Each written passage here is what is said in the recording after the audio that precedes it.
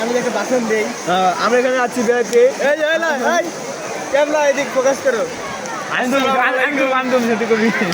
হ্যাঁ, আসসালামু আলাইকুম। হ্যাঁ আমরা এখানে আছি, এই বাবা পরিবেশটা অনেক সুন্দর, এই চিড়িয়াখানা অনেক সুন্দর ভিউ। আমি আজ ফার্স্ট আসছি বাংলাদেশে, এখানকার মতন কোনো জায়গায় কোনো চিড়িয়াখানা ভালো পাইনি। এই প্রথম এখানে আসে আমার অনুভূতি হচ্ছে যে এখানকার মতন ফিল আমি কোনো জায়গায় পাইনি তো।